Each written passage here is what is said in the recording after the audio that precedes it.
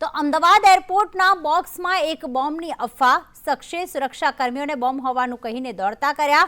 માલ સામાનનું ચેકિંગ કરતા બોક્સ મળી આવ્યું. બોક્સમાં બોમ્બ ન નીકળતા રાહતનો શ્વાસ લેવાયો. સીઆઈએસએફે શખ્સની અટકાયત કરી પૂછપરછ હાથ ધરી છે. અમદાવાદ એરપોર્ટ પરથી એક શખ્સની અટકાયત કરવામાં આવી. જિગ્નેશ અમારી સાથે જોડાઈ ગયા. જિગ્નેશ, આ શખ્સની અટકાયત કરી દેવામાં આવી છે, ત્યારે કોણ છે આ શખ્સ અને તેણે શું આવી મસ્તી કરી હતી કે આ બોક્સમાં બોમ્બ છે?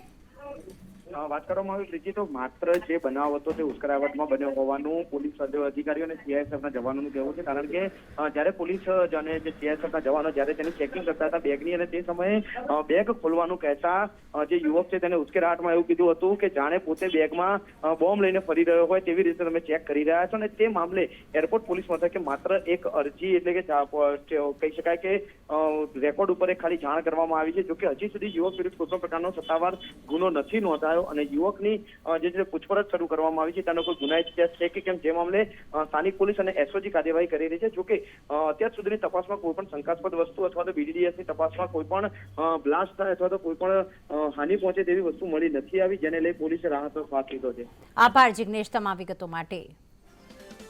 તો ખાસ એ યુવકે એ શખ્સે એવું કહ્યું કે તમે તો એ રીતે ચેકિંગ કરી રહ્યા છો જાણે આ બોક્સમાં બોમ્બ છે. ત્યારે તરત જ એક અરજ કરવામાં આવી. બોક્સમાંથી કંઈ ન મળતા આ શખ્સની હાલમાં અટકાયત કરી દેવામાં આવી છે. અમદાવાદ એરપોર્ટ પર બોક્સમાં બોમ્બ હોવાની અફવા.